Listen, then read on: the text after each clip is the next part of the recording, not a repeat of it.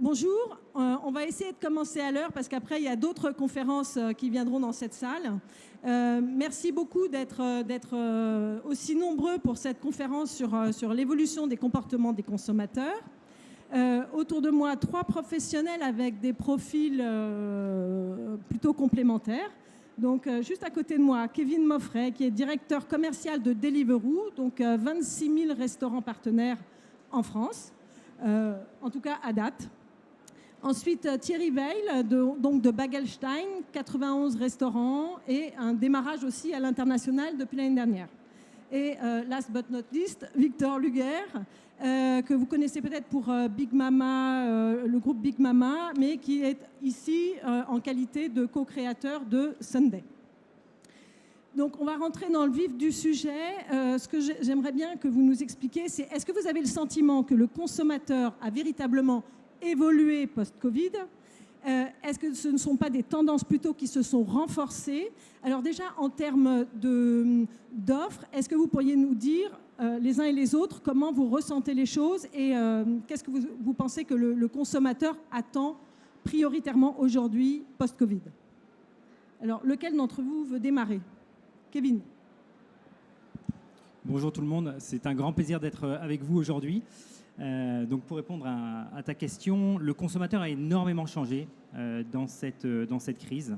Pour nous, et notre fondateur nous l'a dit, Will Shu, on aurait pris 2-3 ans d'avance sur notre feuille de route initiale.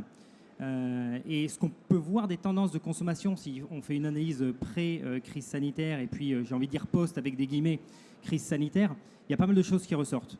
Déjà, premièrement, le consommateur, historiquement, chez nous, prenait 2 pics de consommation en livraison. Le déjeuner, le dîner, qui étaient très, très marqués en France, alors qu'au Royaume-Uni, qui a toujours un petit temps d'avance sur nous, c'était une courbe beaucoup plus lissée et qui est intéressant d'avoir une courbe lissée parce que ça permet, au niveau de la plateforme, de faire beaucoup de bienfaits. Donc, la première tendance, c'est qu'on a vu ces 2 pics pas disparaître, ils sont bien évidemment toujours présents, mais le déjeuner, le petit déjeuner, être une tendance qui en ressort, bien évidemment parce que l'offre s'est aussi accélérée sur la plateforme. De plus en plus de boulangeries, de commerces de proximité sont venus se mettre sur les plateformes de livraison. Ensuite, ce qu'on appelle l'interpeak, donc entre la pause déjeuner et le début du dîner, où là, il y a le business du snacking avec les courses de proximité qui accélèrent énormément. Je pense qu'on parlera peut-être du quick commerce. Et puis en dernier lieu, tout ce qui est late night, qui a été un peu régulé par les confinements, la fermeture des boîtes de nuit. Mais aujourd'hui, dans un monde normal, bien évidemment, le late night est une tendance et une tendance qui s'installe durablement. C'est-à-dire qu'on peut se faire livrer à des horaires très très tard dans la nuit ou tôt le matin par rapport à ça. Donc ça, c'est des tendances. Tendances aussi en jour de semaine. Historiquement, c'était toujours le dimanche. Avec le confinement, ce qu'on a vu, c'est ma semaine, j'en peux plus, je suis resté à la maison. Vendredi, on se fait un Deliveroo. Vraiment, c'était le petit plaisir. Et c'est resté. C'est resté le vendredi qui reste un jour pic par rapport à ça. Et les autres tendances, je terminerai par une, avant de laisser la parole aux collègues, sont la partie du télétravail, qui a énormément changé et chamboulé certaines choses, où on voit des tendances qui sont bien évidemment différentes sur les plateformes de livraison dont nous faisons partie. D'accord. Thierry, par exemple, justement sur les moments de consommation, Kevin disait que ça avait quand même pas mal bouleversé l'ordre des choses. Comment est-ce que toi, tu le ressens dans ton enseigne ? Ça a été... Ah oui, il faut dire bonjour. Bonjour. Ça a été très compliqué, forcément, et vous n'apprenez rien. Mais les bouleversements qu'il y a eu avec le Covid ont tout changé. Mais le pire, c'est qu'ils ont tout changé, mais qu'aujourd'hui, ils paraissent déjà obsolètes par rapport aux changements qui sont en train de se passer maintenant. C'est un truc de dingue. J'ai la chance d'avoir Kevin à côté de moi. C'est génial parce que c'est mon meilleur client. Mais tu veux pas qu'on négocie ? Est-ce que c'est un bon moment ? C'est mon meilleur client. C'est le mec qui vient le plus chez moi manger. Mais c'est aussi mon pire ennemi parce qu'il vient en me demandant de lui faire des remises extraordinaires tous les jours. Et c'est très important de comprendre ça pour comprendre les bouleversements qu'il y a eu dans la restauration. Pour vous donner 2 chiffres, avant le Covid, ça existait déjà. Nous, on est un très vieux client de Deliveroo. On faisait 8% de notre chiffre d'affaires avec eux. Pendant le Covid, on est monté à 25%. Donc, quand je vous dis que c'est mon meilleur client, c'est qu'un bagel sur 4 que je vends, c'est chez lui. C'est un truc de fou. Pourtant, il garde la ligne. Hein. Et aujourd'hui, on est redescendu à une vingtaine de pourcents. Et on ne redescendra plus. En tout cas, c'est une tendance qui est bien profonde. Donc ça, c'est un changement réel dans le comportement du consommateur. C'est-à-dire qu'ils sont tellement forts et ils ont fait un boulot tellement incroyable qu'aujourd'hui, on n'est plus en train de se dire le soir quand on rentre du boulot, chérie, qu'est-ce qu'on fait? On prend un bagel chez Begelstein? Non, on se dit, on fait à manger ou on commande? Et à partir du moment où on fait ce choix-là, on est chez Deliveroo. Et à ce moment-là, une fois qu'on a pris le pli de commander, on scrolle et on choisit son enseigne. Mais ce n'est pas l'inverse. Et cette tendance, elle est extrêmement profonde et ancrée, et il nous faut composer avec. Maintenant, au-delà de ça, il y a eu d'autres choses qui se sont passées. Il y a un décérébré russe qui a foutu le bordel sur la planète et qui a changé beaucoup de choses, et qui a un impact sur le pouvoir d'achat, qui a un impact sur la premiumisation, qui a un impact sur le bio. Le bio, c'est super, tout le monde a envie de manger bio. Ça coûte 60% plus cher. Est-ce qu'aujourd'hui, on en a pour son argent quand on mange 60% plus cher? Jusqu'à présent, on pouvait se poser la question. Avec ce qui est en train de se passer, les choses évoluent. Il y a beaucoup de comportements qui sont en train de changer. Je t'interromps. Moi, ça m'intéresse de comprendre. C'est quoi J'ai pas compris ton avis sur le bio. Tu penses que ça va dans quelle direction? Ça va dans la premiumisation qui prend un coup dans l'aile en ce moment. Et que avoir des légumes bio, du pain bio, des bagels bio, des sauces bio, quand ça coûte 60% plus cher, à un moment donné, le client, il veut en avoir pour 60% de plus, pas seulement l'impact bio. Ok. Donc, il y a beaucoup de changements qui sont induits. Il y a un autre, et après je te laisse la parole Victor, il y a un autre impact qui est énorme, c'est que j'ai eu la chance d'introduire le premier salon Food Hotel Tech en 2017 quand ça a commencé. Et tout le monde se disait, mais on fait de la bouffe et on vend des lits. Qu'est-ce que vient foutre la technologie là-dedans? Et aujourd'hui, plus personne ne se pose la question. Regardez le nombre de startups. Moi, je n'ai pas une semaine où il n'y a pas une nouvelle startup qui, sur le marché de la bouffe, vient me proposer un nouveau service. Et la digitalisation change aussi complètement la gamme des comportements des consommateurs. Et je pense que c'est une excellente transition pour céder la parole à Victor. Sur le bio, je suis assez d'accord avec ce que tu dis. Et quand on va tous mourir dans 50 ans, personne ne veut choper de cancer dans 20 ans. Mais quand on se dit qu'on peut crever l'année prochaine à cause de la guerre, plus personne a envie de payer pour du bio. Moi, si je me mets à la place des consommateurs, je ne sais pas si c'est le Covid, je ne sais pas si c'est l'évolution naturelle du marché, mais ce que je constate, avant tout, en tant que consommateur moi-même et en tant que restaurateur chez Big Mama, c'est la polarisation accélérée entre, d'un côté, la commodité, on nourrit les gens, et de l'autre côté, les gens qui vendent de l'expérience ou du service, si tu veux. Et ça s'accélère. Moi, en tant que restaurateur, je ne veux pas me retrouver au milieu. Je ne veux pas me retrouver en « Ah bah peut-être qu'on y va pour notre anniversaire de mariage ou peut-être qu'on y va juste pour bouffer sur le pouce ». Il y a des gens qui me nourrissent. Je donne un exemple, c'est McDo. Moi, je vais chez McDo, ça m'arrive. Parce que parfois, j'ai envie de bouffer. Et il y a des moments où je vais vivre une expérience, un moment de service. Et là, je vais chez Big Mama, ailleurs, etc. Et je trouve que ça se polarise de plus en plus. Et évidemment, les plateformes comme Deliveroo accentuent massivement ce truc-là. Alors, nous, en tant que restaurateurs chez Big Mama, tant mieux, j'ai envie de dire, parce que notre pari, il y a 9 ans, c'était de dire, moi, mes concurrents, c'est le théâtre, c'est le cinéma, et éventuellement, c'est EasyJet qui t'emmène en Italie. Moi, je te fais ça en 1h30 pour 23 balles. Donc, entre guillemets, cette tendance, elle nous va bien et elle nous donne raison et on est très content et on l'accompagne. Et en voyant cette tendance augmenter au fil des années, en tant que restaurateur, on a été amené à créer Sunday, qui est un des 25 points où tu peux digitaliser le moment de restauration pour dire qu'est-ce que c'est que l'expérience? Qu'est-ce que c'est que le service? Oui, je veux avoir une interaction avec un serveur. Oui, je veux que quelqu'un soit aux petits oignons pour moi. Mais je veux avoir des moments de service et d'expérience significatifs. Avoir un mec qui est là, qui tient une machine à carte bleue et où on coupe une addition en 6, c'est pas un bon moment. Avoir un mec qui vient à la fin du repas et qui me dit « Tout s'est bien passé ?» et où je réponds oui, même si ça s'est mal passé, derrière je vais mettre une étoile sur Google, c'est pas un bon moment. Avoir quelqu'un qui vient, alors qu'on ne l'a pas appelé et qui se penche à notre table et qui dit « Excusez-moi de vous déranger, est-ce que vous avez tout ce qu'il vous faut? Vous voulez peut-être que je vous remette une bouteille d'eau ?» Ça, c'est un moment de service. Là, j'ai l'impression d'être chouchouté. Là, j'ai l'impression que si j'étais chez moi, il faudrait que je lève mes fesses et que j'aille remplir ma carafe. Et que là, il y a quelqu'un qui vient et qui s'occupe de moi. Ça, c'est une expérience qualitative. Et donc, Sunday, c'est une des réponses à ça, qui est de dire, le moment du paiement, c'est 30 à 40% du temps des serveurs. On va redonner ça au client qui sera extrêmement content de le faire lui-même parce que c'est plus pratique, plus rapide, il a son addition, etc. Il a sa fidélité, il a sa loyalty, sa carte, etc., etc. Ça lui prend 5 secondes de lui prendre 15 minutes. Et en plus de ça, le serveur, il récupère 40% de son temps pour faire un meilleur boulot. Parce que moi, si vous me donnez 40% de temps de plus dans ma journée, je vais faire du meilleur boulot. Bah, votre serveur qui est sur le floor, et je suis sûr qu'il y a des serveurs dans la salle, si je vous rends 40% de votre temps, là, vous allez faire vachement plus de sourire aux clients. Voilà. C'est un peu le point de départ, mais c'est notre manière d'accompagner, je pense, cette polarisation. Moi j'ai une question pour Victor. C'est consommateur, est-ce que tu sens que le consommateur, justement, lui, veut ce service et veut payer comme ça? C'est une nécessité. Alors évidemment, je ne vais pas te dire non, le consommateur il trouve que c'est à chier. Mais je vais donner un chiffre, voilà, comme ça, ce n'est pas mon avis, ou etc. Sur 100 personnes aux US, au Canada, en France, en Angleterre, en Espagne, en Portugal, en Belgique, en Pays-Bas et en Allemagne, sur 100 personnes qui voient l'addition, il y en a 82% qui payent.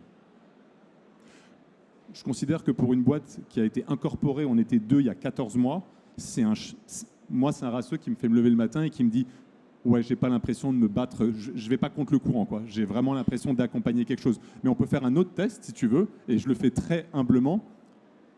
Qui est-ce qui aime payer au restaurant? Qui est-ce qui aime payer tout court? Okay. Une personne, enfin ce que je veux dire c'est, si vous n'avez pas d'alternative, vous payez au restaurant. Ça fait 100 ans qu'on prend des taxis, qu'on est comme ça dans la rue, il est 1h du match, je suis rue au mur, il pleut et j'attends mon taxi, ça fait 10 minutes et quand j'arrive, en plus il est désagréable, il ne prend pas la carte. Je me plains pas. Sauf que maintenant il y a Uber, c'est over my dead body, je vais aller lever la main rue au mur. Bon, maintenant qu'il y a Sunday, sur 10 messages que je reçois de copains, de restaurateurs, de machin, et je reçois 20 par semaine, sur 10 messages que je reçois, il y en a un qui me dit « Ah, j'ai payé avec Sunday, c'est génial ». Il y en a 9 qui me disent « Ah putain, je suis dans un restaurant, il n'y a pas Sunday, ça me rend ouf ». C'est pour dire que, bah oui, les gens ne faisaient pas des manifs dans la rue en disant on en a marre de payer au restaurant. Mais une fois que tu te rends compte qu'en fait, ça fait 10 ans qu'on sort d'un Uber et qu'on ne paye plus, tu te dis, mais il n'y a aucune raison que je me tape ce moment galère au restaurant. Et en fait, c'est quand même 15 minutes de ta journée. Voilà. Mais en même temps, il y a aussi la contradiction de la population française qui fait très attention au RSE, mais qui n'est pas du tout prêt à payer 10 centimes plus cher le nouveau packaging, qui est fou d'une expérience client, et j'en parle en connaissance des causes, puisque nous, on a énormément travaillé l'expérience client, mais qui, tout d'un coup, ne veut plus patienter 20 secondes et qui à la recherche d'expérience client, veut que ça aille vite et veut plus parler à personne et veut plus d'expérience client. Et c'est extrêmement difficile aujourd'hui, dans les concepts, de savoir où mettre le curseur. Parce que cette exigence du client, elle drive tout le business et elle oblige les consommateurs les restaurateurs à s'adapter en permanence.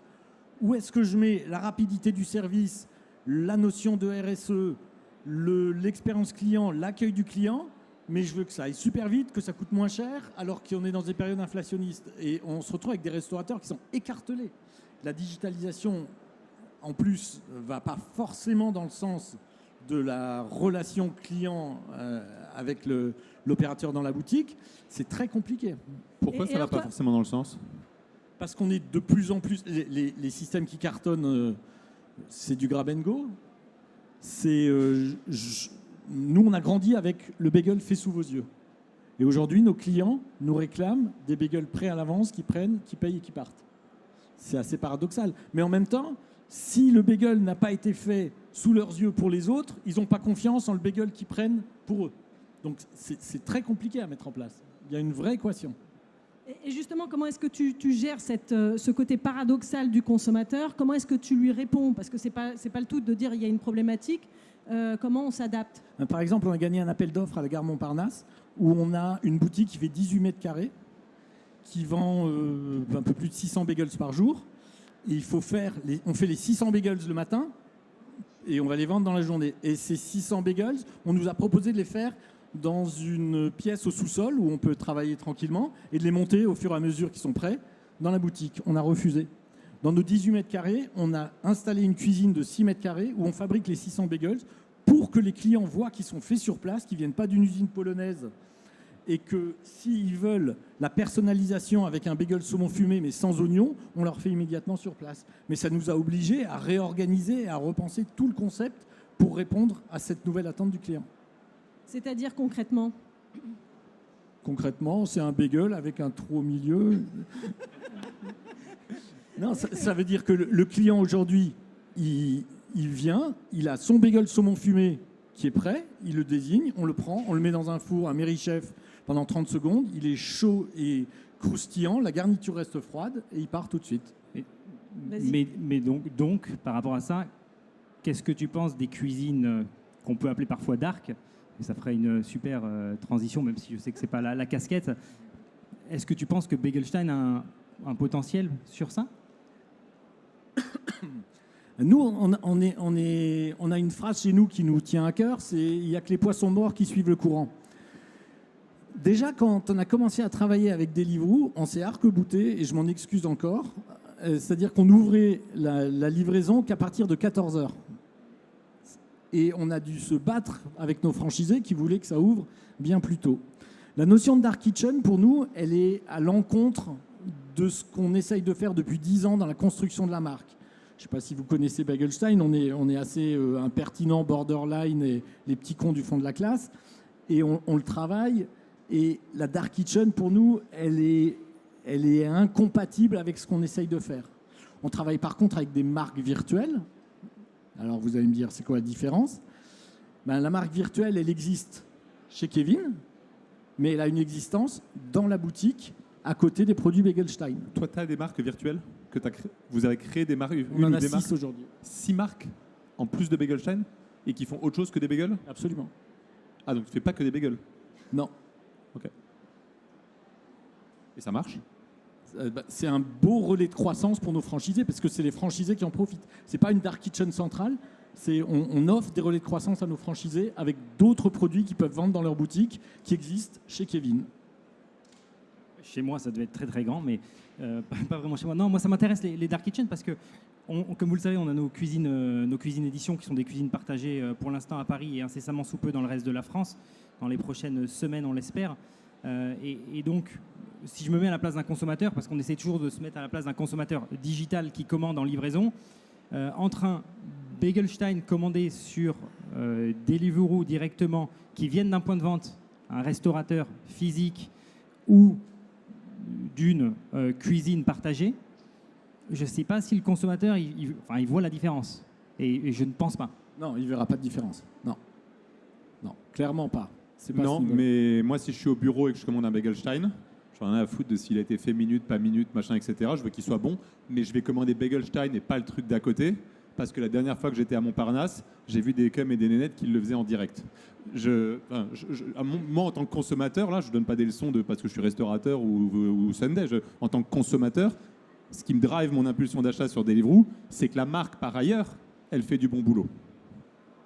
Non, c'est très juste. Et pourtant vous avez choisi de créer Napoli Gang, de ne pas continuer sur Big Mama, d'avoir la propre marque sur laquelle vous auriez pu capitaliser par rapport aux consommateurs. Alors toi, tu dis qu'il y a que les poissons noirs qui remontent le courant. Moi, je dis qu'il y a que les cons qui ne changent pas d'avis. Enfin, je disais pas ça avant le Covid, et puis maintenant, je le dis parce qu'il faut bien que je justifie ce qu'on a fait. Nous, j'ai toujours dit qu'on ferait jamais de livraison chez Big Mama. Et que c'était over my dead body, et que jamais, parce que nous, c'était l'expérience et le service. Il y a eu le Covid, on a tous revu... et puis j'avais aussi dit que je ne mettrais jamais de QR code sur mes tables, en fait. Et puis j'ai monté Sunday. Donc, en fait, le Covid, je trouve que ça, moi, en tant que restaurateur, ça m'a fait du bien, ça m'a un petit peu secoué. Et on est quand même une profession. Tu deviens restaurateur, tu ne deviens pas restaurateur par hasard. C'est un métier difficile, c'est un métier complexe, c'est un métier... Tu deviens restaurateur parce que tu aimes les gens, parce que tu aimes le contact, parce que tu aimes parce que tu as aussi un ancrage dans le passé. Nous, on aime l'Italie, on aime les traditions, on les fait vivre.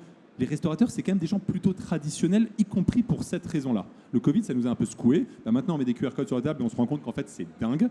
Et on a aussi lancé de la livraison. On a appelé ça Napoli Gang. Il n'y a aucun restaurant qui s'appelle Big Mama chez nous. Ils ont tous un nom différent. C'est dans la cohérence de la marque que notre restaurant digital s'appelle pas Big Mama. Après, si tu veux qu'on raffine, oui, un jour, on s'est retrouvé dans une salle de réunion, on s'est dit, est-ce qu'on appelle ça Big Mama? Parce que le consommateur en ligne, il n'est pas du tout le même que dans le resto. Dans les restos, ils n'ont pas de problème à attendre 1 heure avant de rentrer et de faire la queue. Ils n'ont pas de problème à attendre que leur plat arrive. Si c'est pas parfait, c'est pas grave parce qu'en fait, c'est pas cher, c'est hyper bon, il y a du sourire. Le mec en ligne, il s'en fout de A à Z. Il veut du prix et de la vitesse. Il veut du prix et de la vitesse. Mais là où ça a un impact, c'est qu'il veut du prix et de la vitesse chez lui, mais quand il vient dans le restaurant, il est à la même enseigne, il veut aussi du prix et de la vitesse. Et ça complexifie aussi les choses. Parce que les 3 minutes de retard que va avoir le livreur de Kevin, ça crée une exigence et il se refuse à attendre aussi les 3 minutes quand il est dans le restaurant. Ça complexifie. Ouais, la manière dont on vit ça, c'est. Donc, bref, il veut du prix et de la vitesse, donc on voulait pas appeler ça Big Mama parce que je veux pas que quand les gens ils pensent Big Mama, ils pensent prix et vitesse. Big Mama, 15% de mon chiffre et 99% de mon profit, c'est en restaurant, c'est pas online. Donc, bref, maintenant pour revenir. Oui, enfin, ils veulent du prix, ils veulent de la vitesse, ils veulent de la qualité, ils veulent bon, pas cher, c'est avec le sourire ils veulent tout. Moi, dans la vie, je veux tout. Et puis parfois, je l'ai pas, donc je me satisfais du moins pire. Donc je vais chez Big Mama ou d'ailleurs chez mon concurrent ou je sais pas qui parce que c'est la moins mauvaise pizza que j'ai mangée pour le moins cher avec le service le moins nul. Et quand je vais chez Deliveroo, j'ai plein de trucs à redire. Moi, je vis à Londres, je commande tout le temps de l'indien. J'ai plein de trucs à redire, mais je commande chez le mec qui est le moins pire et qui va le moins lentement, on va dire. Donc je trouve qu'en ligne, chez Napoli Gang, on est assez fiers de se dire qu'on a la première part de marché en livraison de pizza à Paris en 1 an et demi, devant Domino's, devant Pizza Hut, etc. En volume, c'est chouette, mais c'est un métier difficile. C'est un métier difficile parce que les clients veulent du prix et de la vitesse. Pardon, pour caricaturer, ils ne veulent quasiment que du prix et de la vitesse. Et si tu es 5 minutes plus cher avec une marque géniale, ils s'en foutent. Kevin, justement, j'aimerais bien ton ressenti là-dessus, parce que et on parle de consommateurs en livraison, mais c'est qui le consommateur en livraison? C'est pas forcément un consommateur universel. Non, donc prix et vitesse, 100% d'accord. Après, je ne sais pas lequel vient numéro 1, lequel vient numéro 2, et ça dépend de la segmentation des clients qu'on peut avoir sur le monde des agrégateurs. Je pense qu'il y a un autre élément qu'il ne faut pas sous-estimer tout de même, c'est la qualité. Je pense que tu en parlais, Victor, mais si bien évidemment la pizza ou le bagel arrive tout écrasé, ou froid, où il manque des choses, c'est une expérience client, donc une expérience client digitale certes parce qu'on n'est pas en restaurant, qui va impacter la façon dont le consommateur va noter son expérience dans son ensemble. Bien évidemment, il est beaucoup plus facile de noter quand je suis caché chez moi et de me mettre une petite étoile parce que c'est un peu plus fourbe, avec des systèmes aussi où on va pouvoir déclarer certaines choses, que quand je suis confronté aux équipes de Victor devant moi en me demandant, pas l'addition parce que je paye en QR code, mais où je ne ferai pas forcément le même feedback. Mais tout ça pour dire que la qualité reste quand même un impact important. Bien évidemment, la vitesse est importante, pas simplement pour le client, mais est importante pour l'exécution dans l'ensemble, pour le partenaire livreur, parce qu'il faut savoir que le partenaire livreur n'est pas rémunéré à l'attente en restaurant, et il y a parfois de l'attente en restaurant, je ne vous vise pas bien entendu, qui peut être là en fonction de la cuisson, en fonction de ce genre de choses-là. C'est pour ça qu'il y a des concepts aussi qui se sont développés pendant cette période.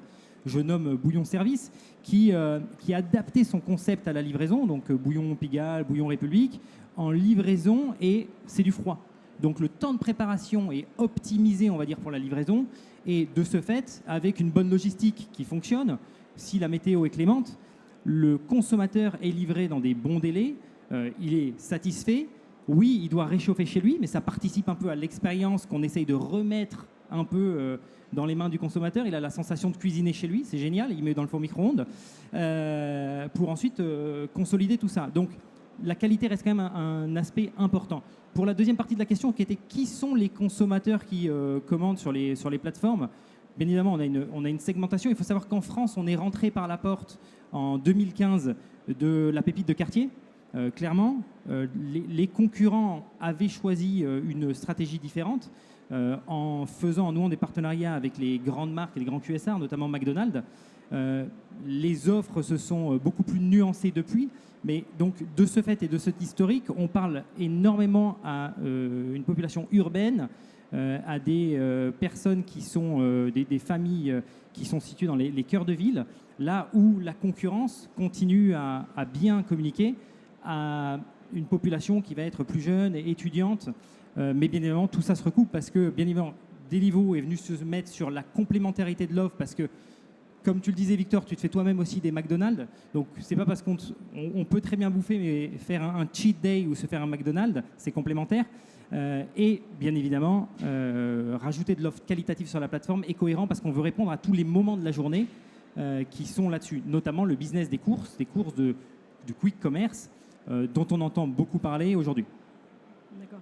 Et Victor et Thierry, justement par rapport à ce consommateur, est-ce que vous savez si c'est un autre consommateur que celui que vous avez dans vos restaurants sur la livraison, et comment vous travaillez différemment l'un de l'autre, si jamais c'était le cas? Non, le consommateur, et malheureusement, il est le même. Je dis malheureusement parce que quand le soir, on se réjouit qu'un client a commandé sur Deliveroo des bagels chez nous, le problème, c'est que le lendemain midi, il ne reviendra souvent pas en manger. Et je préfère qu'il vienne en manger plutôt qu'il les commande. Pardonne-moi, Kevin. Mais donc, c'est malheureusement le même consommateur, mais qui a changé ses habitudes. Il y a vraiment une réflexion et il y a un nouveau restaurant qui s'est invité dans le salon des Français. C'est vraiment ça. Mais c'est le même Français.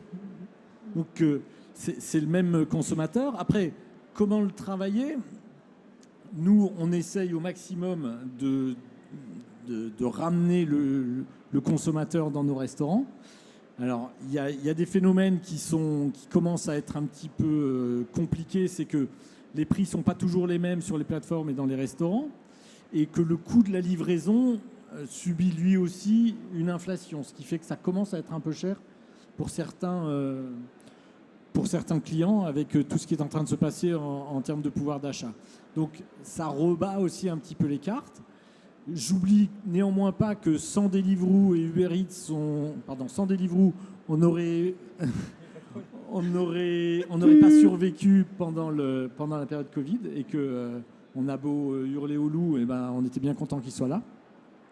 Mais aujourd'hui, il y a un équilibre qui est très fluctuant, parce qu'il y a ce problème du pouvoir d'achat, il y a ce problème du coût, et qu'on est en période inflationniste, et il commence à y avoir des différences entre les plateformes et les restaurants. Donc à nous de le travailler. Victor, si tu peux rentrer. Ce qu'on constate, je ne vais pas parler de Big Mama, je vais parler plutôt de l'ensemble des milliers de clients Sunday. Quand tes clients en restaurant payent avec Sunday, tu identifies 80% de ces gens. Tu sais qui c'est. Donc je ne sais pas s'il y a des restaurateurs dans la salle, je ne sais pas quel pourcentage de vos clients vous connaissez. Moi, chez Big Mama, avant Sunday, c'était 0. Vaguement, avec Seven Room, j'arrivais à en identifier 10 ou 15%. Aujourd'hui, j'en identifie 80%. Et aujourd'hui, parce que j'ai des outils digitaux sur ma livraison, j'arrive à matcher. Donc, alors après, il y a différentes catégories de clients, et ces différentes catégories de clients, il y a différentes catégories de restaurants, et on travaille les clients de manière différente. Moi, chez Big Mama, d'un côté, je vends de l'expérience, de l'autre côté, je vends de la commodity. D'un côté, je te vends un voyage en Italie, dans les restaurants. De l'autre côté, je te vends une pizza, et j'essaie juste de t'en vendre une à la place de Domino's ou de Pizza Hut en faisant un peu mieux, un peu plus cher, un peu moins cher, un peu plus vite. Donc, ce que je fais, c'est que je réutilise les contacts des uns et je vais les chercher sur d'autres canaux parce que c'est des offres complémentaires. Après, il y a des gens qui sont clients Sunday et qui vendent de la commodité dans la rue et qui vendent de la commodité sur les plateformes. Donc là, ils travaillent non pas à faire du cross-channel, mais ils travaillent plus à faire du repeat. Donc là, ils travaillent sur de la loyauté, ils travaillent sur tu as acheté 3 fois en magasin, 2 fois online, ben maintenant tu es la 6e fois, je te donne une incentive à revenir. Donc, en fonction de la complémentarité de tes offres en physique et en digital, chez Big Mama, c'est très complémentaire. Chez Bagel Design, c'est peut-être un peu plus proche. Comme tu disais, tes clients ne reviennent pas du soir au midi. Il y a différentes choses qu'on peut travailler. Le préambule à pouvoir travailler, c'est de savoir identifier les clients. C'est une des raisons pour lesquelles les gens prennent Sunday, c'est parce qu'ils connaissent leurs clients. Et une fois que tu connais tes clients, tu peux travailler soit le cross-channel, tu m'as aimé à droite, viens à gauche, ou alors le repeat, ou alors l'augmentation du ticket moyen. C'est les 3 trucs principaux que tu travailles, pour faire simple. Et juste, c'est un point qui est très important que souligne Victor, et qui existait beaucoup moins avant, c'est la connaissance de ses clients. Nous, je ne peux pas les citer, on le fait à travers notre loyauté, notre carte de fidélité, qui nous permet d'avoir une vision pointue et acérée de nos clients, de leurs habitudes de consommation. Et aujourd'hui, ce qui n'existait pas avant, j'ai des gens qui travaillent la data client. Et encore une fois, je ne peux pas les citer, mais ils s'appellent Como. Et c'est grâce à eux qu'on a vraiment appris à travailler notre fidélité et notre base client. Et justement par rapport à ça, parce que parfois ce qu'on reproche aussi aux plateformes, hein, c'est que finalement le restaurateur ne maîtrise pas sa donnée client. C'est quoi la réponse justement de toi en tant que Deliveroo ? Juste avant de répondre à ça, je rebondis sur un point que Thierry a soulevé, c'est il ne semblerait pas y avoir d'incrémentalité entre la plateforme et la marque Begelstein. J'ouvre juste une petite parenthèse. J'imagine que quand tu ouvres, ou un franchisé, je vais y arriver, merci, ouvre dans une nouvelle ville, qui n'est pas Paris, sur laquelle vous êtes situé, la plateforme fait quand même son travail de marketer la boîte. Alors bien entendu, c'est par Begelstein directement, mais ce travail d'aller chercher le client, c'est la plateforme qui le fait. C'est la plateforme qui investit et c'est la plateforme qui fait le nécessaire pour s'assurer du service et de tout ce qu'il y a derrière.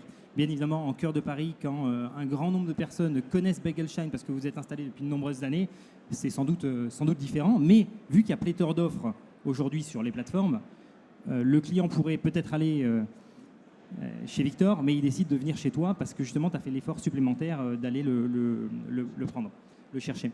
Pour la partie des... Pardon ? Oui, sur la donnée, de manière générale, nous, il faut savoir qu'on est connu pour le monde de la livraison et de notre core business. On est vraiment sur la verticale de la food. On fait énormément de choses dans tout ça, et notamment sur la brique technologique. Donc sur la brique technologique, ce qu'on a poussé depuis 1 an et demi, on a poussé notre solution de marque blanche, qui est adoptée par certaines marques, sur lequel, là, la data, bien évidemment, vous allez me dire c'est normal, est 100% dans les mains de la marque. Quand on regarde Pokawa qui a décidé de rentrer sur cette solution signature, où on imbrique simplement la brique technologique sur leur propre plateforme, là, tout revient à Pokawa et donc l'ensemble des données dont ils ont besoin. Sur la partie de livraison, au sens pur du terme, je pense qu'on a fait beaucoup de progrès, même si la route est encore longue sur le type de data qu'on peut divulguer, à quel moment et comment, et surtout à quoi ça sert. Quand on regarde, c'est génial parce qu'on est à Food Hotel Tech. Je viens d'un monde où avant j'étais sur les plateformes de voyage et elles ont un temps d'avance sur les plateformes de livraison dans la data qui est donnée dans leur extranet, dans leur hub, dans leur plateforme, pour donner les bons conseils aux partenaires hôteliers ou donner les bons conseils aux restaurateurs sur un competitive set, sur un pricing, sur des temps de préparation, des modules d'opération, sur un retour client, pour essayer d'optimiser au maximum ce genre de choses-là. Et donc, on va de plus en plus dans du self-service, dans lequel le partenaire peut avoir accès à ces datas, ou qui s'imbrique avec des outils, justement, qui agissent en tant que consolidateurs sur l'ensemble des plateformes pour donner les bonnes recommandations aux chaînes et aux opérateurs. Alors, moi, je voulais savoir aussi, on parle justement d'inflation tout à l'heure.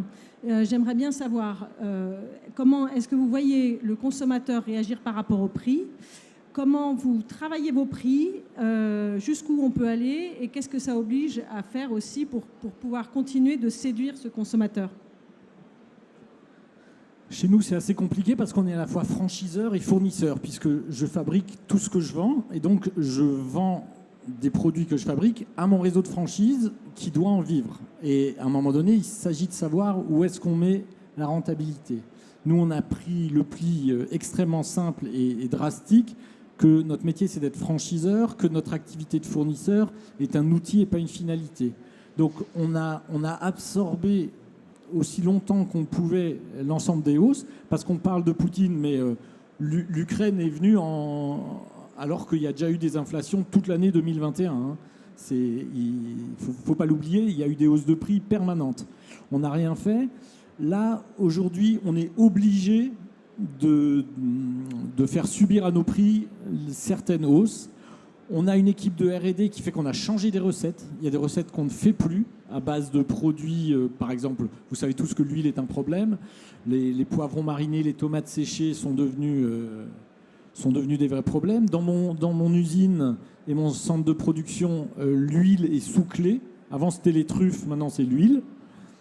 On arrive à des extrêmes et donc on a changé nos recettes pour s'adapter à cela.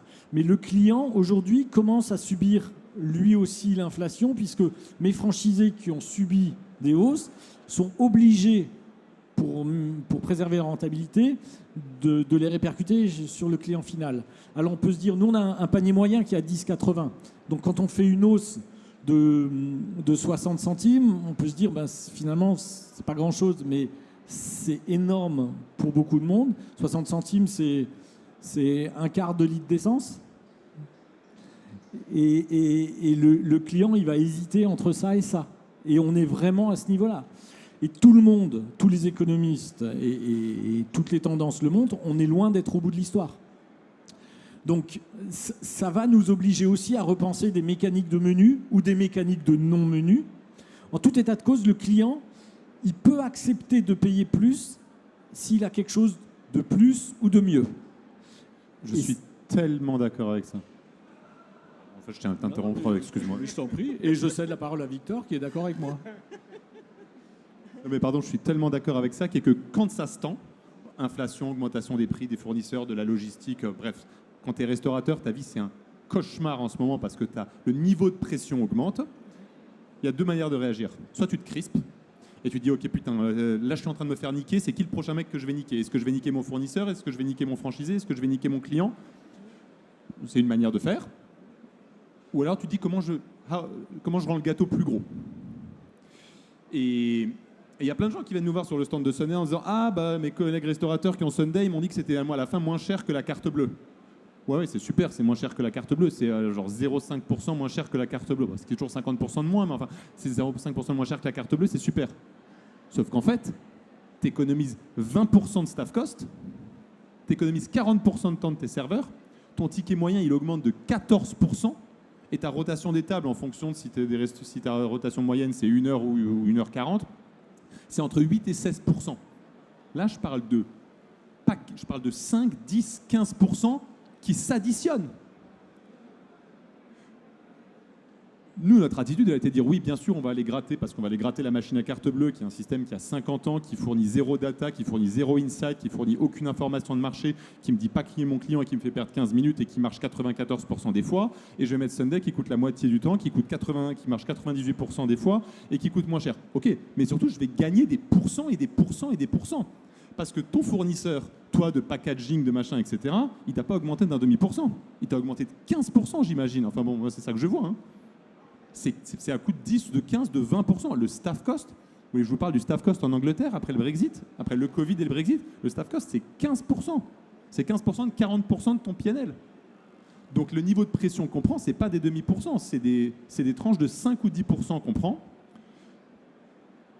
Et un des arguments de Sunday qui fait que ça marche tellement fort et qu'il y a tellement de traction, c'est qu'on rend des paquets de 5 ou 10%, mais non pas en allant niquer quelqu'un, mais juste en fournissant une meilleure expérience. Pardon, c'était là que j'étais d'accord avec toi. Moi, je pense que le client, quand il est en restaurant, il n'est pas à 10% près, mais ça dépend pourquoi. Et si on lui demande 10% de plus, alors qu'en fait, on a foutu de 5% moins de viande et que la viande elle est 10% moins bonne, il va dire, les gars, il ne faut pas se foutre de ma gueule. Mais si en fait, on lui demande 10% de plus, mais qu'en fait, il a le temps de prendre un café, qu'il a un super service, qu'il est bichonné, etc., autant de choses qu'il n'a pas sur les 4 derniers repas où il était sur sa plateforme chez lui et où il a fait la vaisselle, moi, je pense qu'il est prêt à payer. Et Kevin, justement, est-ce que tu penses que le client est prêt à payer et justement avec le problème de la livraison qui est surenchéri aussi par tous les problèmes sur le carburant? Je suis content d'entendre que tout le monde a augmenté sauf les commissions des agrégateurs. Non, petite boutade, je ferme cette parenthèse. On ne pouvait pas les augmenter. Il nous chauffe là. Il nous chauffe. Non, mais donc par rapport à ça, nous, ce qui est important, c'est l'équation économique. Donc l'équation économique, c'est il y a une population qui est ultra importante, dont on ne parle pas assez, qui est le partenaire livreur qui va venir travailler avec la plateforme. Et pour ça, il faut une rémunération qui soit plus que convenable pour que le modèle tienne. Il faut savoir que depuis la loi LOM, qui est une publication de nos résultats, où on doit divulguer la rémunération du partenaire livreur à l'heure ou à la course, c'est des choses qu'on a fait. Donc, bien évidemment, 5,60 €. Si on regarde l'étude de 2021, 5,60 €, je doute encore que certains consommateurs, consommatrices, si vous êtes dans la salle, que vous payez 5,60 € de frais dans l'ensemble aujourd'hui. Donc ça, c'est une chose ultra importante. Historiquement, je pense qu'on a, en tant que consommateur, vraiment bénéficié de la concurrence entre les différentes plateformes, entre les différents acteurs sur le marché, on ne cite pas Just Eat, mais qui fait aussi partie de tout ça. Et bien évidemment, nous, notre objectif en tant que plateforme, c'est aussi que le consommateur soit gagnant, le partenaire restaurateur soit gagnant, le partenaire livreur soit gagnant, mais n'oublions pas aussi la plateforme qui fait quand même un travail pour aller développer la catégorie, pousser la catégorie en France. 5,60 €, c'est le coût moyen de rémunération du livreur par c'est la course rémunération moyenne. Moyenne, exactement, qui a été publiée au début de l'année. Et donc horaire 12,50 en mettant aussi le temps d'attente, même s'ils ne sont pas rémunérés par rapport à ça, mais si on fait tous les calculs, on arrive sur 12,50.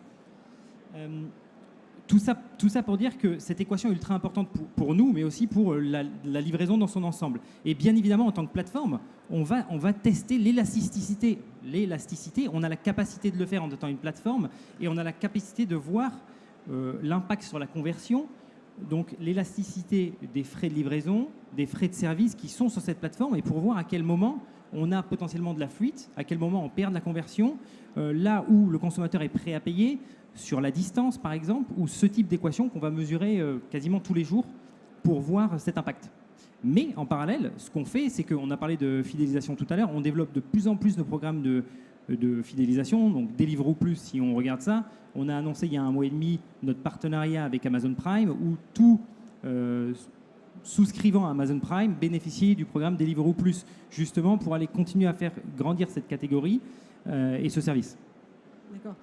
Et pour l'instant, juste, je termine par un truc, pour l'instant, depuis le début de l'année, donc on voit un prix moyen sur la plateforme, sur l'échelle internationale, et même si on regarde à l'échelle de la France, où le prix moyen est relativement stable.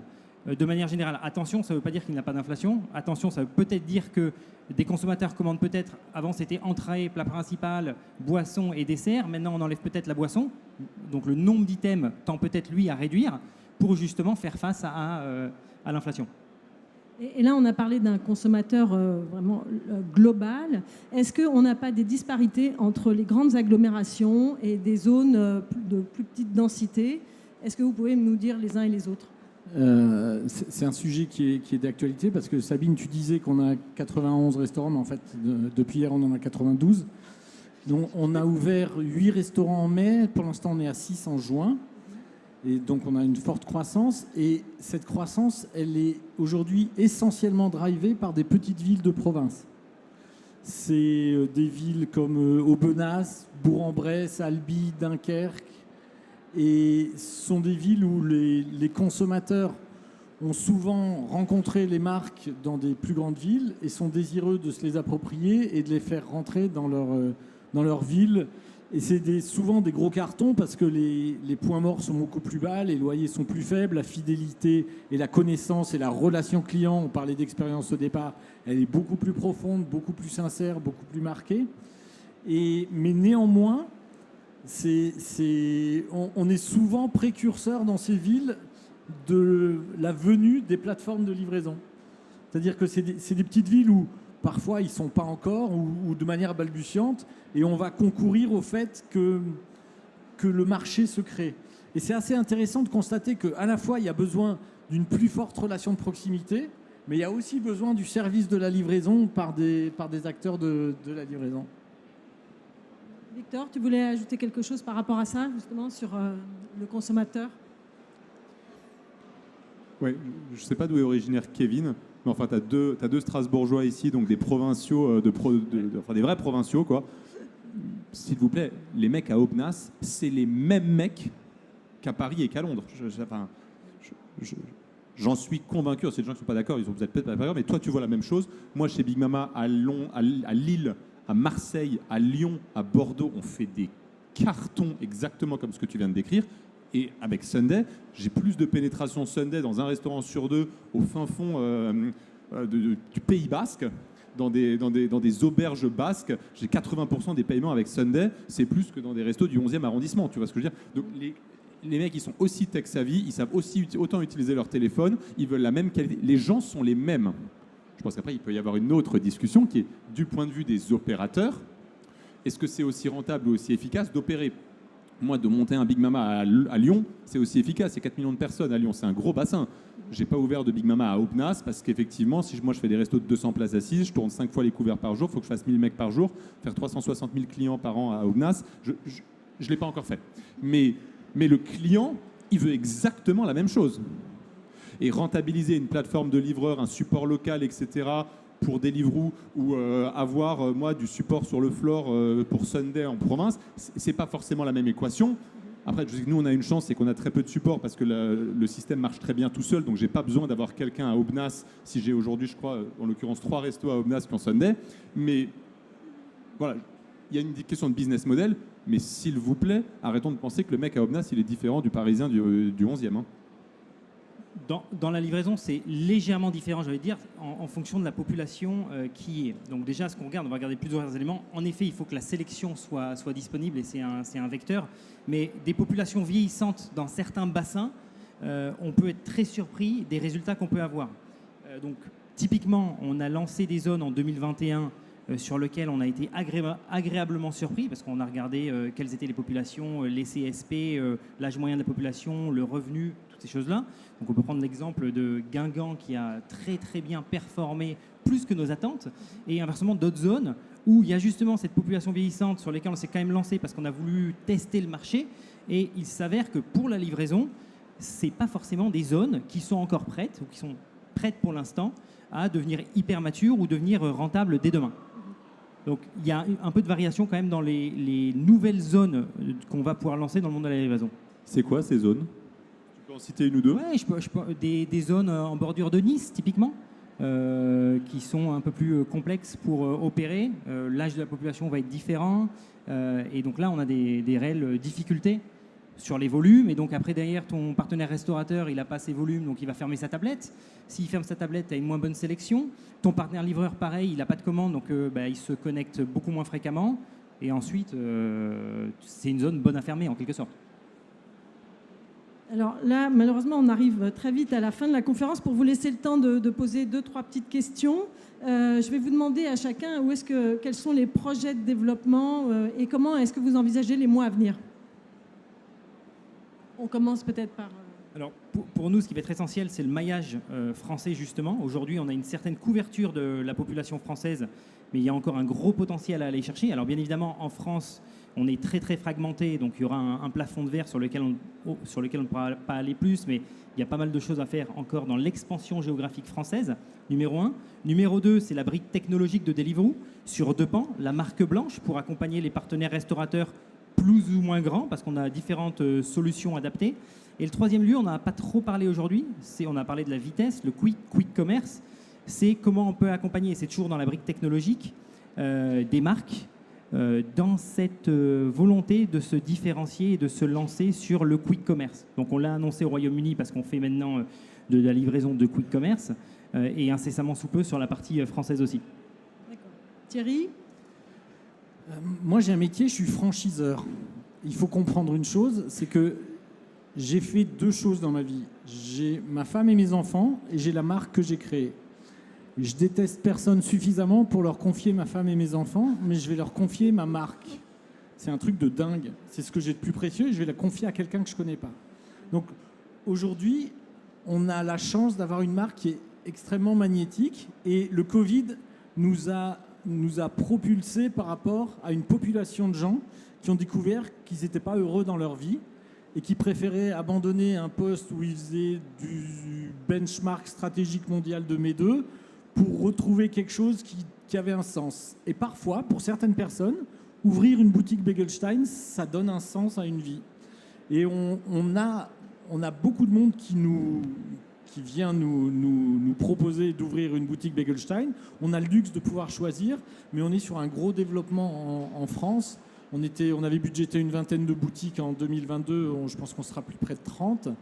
Et cette marque, elle a aussi un déploiement et un rayonnement à l'étranger, puisqu'on a signé le Danemark et l'Italie et a priori l'Angleterre à la fin du mois, qu'on travaille sur les Émirats Arabes Unis, l'Espagne et les Pays-Bas, et que c'est assez sympa de voir que notre humour décalé et des produits faits en France, mais d'origine spirituelle non française, avec de l'humour et un état d'esprit, arrivent à traverser les frontières.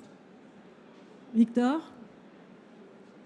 Nous, on a lancé Sunday il y a 14 mois. Je pense que la première étape, ça a été de dire on va mettre des QR codes sur la table et on va valider le fait que c'est génial pour le restaurateur, c'est plus efficace, etc. J'en ai parlé et que les clients adorent ça. Là, on entend dans la deuxième année. On a lancé il y a 5 semaines partout dans le monde. On a déjà 300 clients. C'est des millions de transactions, l'order and pay. Donc aujourd'hui, tu peux payer. Tu vas dans un restaurant, tu as une expérience totalement classique et tu payes à la fin avec Sunday. Aujourd'hui, tu vas dans un bar et au lieu d'aller faire la queue au bar et tu sais d'être là en train de te regarder avec le mec d'à côté, non, j'étais là avant, etc., pendant que tes potes sont en train de discuter, tu commandes une tournée dans la restauration rapide. On est chez Cogent, on est etc., pour citer quelques marques en France. Donc l'order and pay, c'est une autre partie du marché où aujourd'hui, ton alternative, c'est de faire la queue avec ta veste et ton truc et tu crèves de choses sous un truc de clim pour aller taper sur une tablette pour commander. Alors tu pourrais être assis à table et commander sur ton téléphone en 2 secondes, comme tu le fais sur Deliveroo depuis 10 ans. Et vous vous rendez compte que ça fait 10 ans qu'on commode sur Deliveroo et on fait encore la queue derrière des tablettes dans de la restauration rapide. Et là, on est à moitié en train de crier sur la pauvre nénette ou le pauvre mec qui est derrière le comptoir parce que le mec, il est dépassé. J'appelle pas ça une interaction humaine qualitative. Donc ça, c'est la première chose qu'on est en train de lancer dans l'ouverture de cette deuxième année. Et puis, la deuxième partie, c'est tout ce que tu peux rajouter une fois que tu as fait ça. La data, la fidélité. Qui, dans la pièce, est membre d'un programme de fidélité d'un restaurant et l'utilise régulièrement parce que ça marche? C'est une vraie question. Hein. Oui. 1, 2, 3. Qui, dans la pièce, est membre d'un programme de fidélité de, je cite, Carrefour, Air France, Eurostar, Accor, l'un de ceux-là?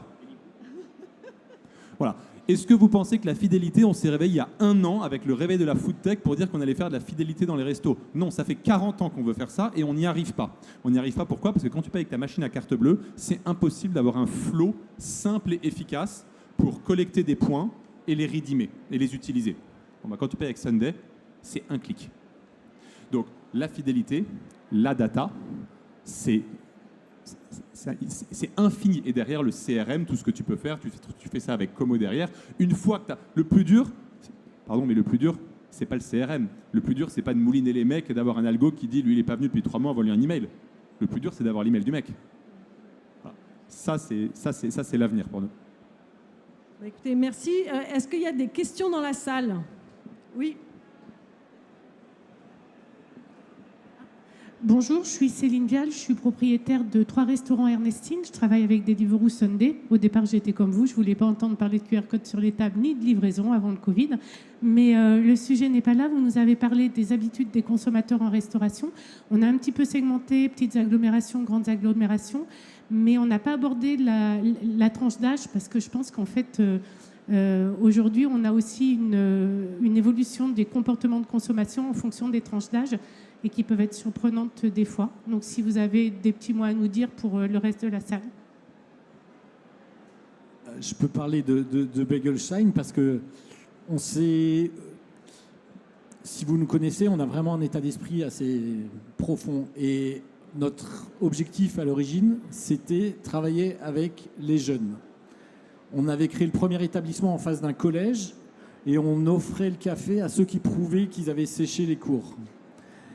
Et très vite, on s'est retrouvé avec une cohabitation qu'on n'avait pas du tout anticipée, qui était que les retraités venaient prendre un café et un bagel avec un iPad chez nous. Et c'est devenu une population, ça devenait du 50-50. Et on a essayé d'adapter des recettes. Alors c'est allé très loin, puisque ma R&D me disait des choses qui se mâchent facilement. Je dis, c'est pas non plus... mais pas du tout. Toutes les adaptations ont été des flops. C'est-à-dire que c'était presque la cohabitation autour de l'expérience, autour de l'esprit, qui réunissait les tranches d'âge et qui éliminait les clivages qu'il pouvait y avoir, plus que des recettes dédiées aux différentes tranches d'âge. Et on l'a continué à le travailler comme ça. Victor? Oui. Enfin, pardon. Il y a plein de gens de 50 ans et plus qui payent avec Sunday tous les jours. Maintenant, si votre clientèle, c'est plutôt des gens plus âgés, les gens plus âgés, ils utilisent moins leur téléphone ou ils ont d'autres questions. Et si ta clientèle, c'est des gens de 50 ans et plus, Quand tu vas leur amener une carte bleue, une machine à carte bleue, tu vas devoir gérer ces gens-là. Ils sont là, ils n'ont pas leurs lunettes, ils n'ont pas le menu, ils ne voient pas. Moi, je me fais engueuler tous les jours chez Big Mama parce que la grand-mère de 60 piges, elle trouve qu'il fait trop sombre et qu'il y a trop de musique. Moi, je suis très content, j'ai tout le monde chez Big Mama. Donc, je gère les gens de 50 ans et plus. Bref, on gère tout le monde. Mais oui, les gens de 50 ans et plus, il veut qu'on baisse la musique et qu'on augmente la lumière. Donc, on doit les gérer. Depuis que j'ai mis Sunday, que j'ai un menu digital, la surprise, le truc qui m'a surpris chez Sunday, c'est que les gens adorent les menus digitaux et surtout les gens qui voient moins bien. Alors moi, je vois moins bien depuis que j'ai 6 ans, donc je vais pas stigmatiser les vieux, mais c'est plutôt les gens plus âgés qui voient moins bien. Ils adorent les menus digitaux, ils sont trop contents, ils ont fini d'être là avec leur téléphone sur mes menus papier qui étaient écrits tout petit parce que je trouvais ça stylé. Donc il y a des externalités positives, il y a des externalités négatives que oui, aujourd'hui, il y a des gens de 60 ans qui disent « Ah, mais si je paye avec Sunday, est-ce que je vais pas me faire voler mon numéro de carte bleue ?» Comment vous dire, madame, ça fait 25 ans qu'on paye sur notre téléphone. Non, il n'y a plus d'enjeu de sécurité. Mais en tant que restaurateur, de toute façon, on s'adapte à notre clientèle, que ce soit sur le volume de la musique ou que ce soit sur la bonne petite phrase pour la faire payer avec Sunday. Un jeune, tu vas le faire payer avec Sunday en lui disant, il dit, ah bah, je peux avoir l'addition, tu lui dis, elle est sur la table, il comprend. Une personne plus âgée, elle dit, est-ce que je peux payer avec Sunday, est-ce que je peux payer, tu lui dis, bah, vous pouvez payer sur la table, elle va dire, où ça? Ah bah sur le QR code, mais rassurez-vous, c'est sécurisé et vous n'avez rien besoin de télécharger. Ah, il y en a 80% qui payent. Maintenant, Kevin, tu dois voir ça. Il y a quand même, je pense... oui, mais mis à part mon grand-père qui a passé sa première commande, qui a 95 ans, qui est à Marseille pour répondre à ta question de mes origines, là-dessus, Victor, et j'en suis très très fier, on est sur des tranches d'âge qui sont dans la jeunesse. Cependant, on a 7 ans quand même en France et on vieillit tous. Et donc, ça tend à aller, les first users qui ont commencé la livraison à leur première tranche trentaine ou fin vingtaine sont bientôt des quarantenaires. Donc, la catégorie tend à évoluer. Et bien évidemment, on sait que, et ça, on l'a mis dans nos derniers résultats, il y a une forte corrélation entre l'historique du consommateur sur Deliveroo et sa fréquence de consommation sur l'application.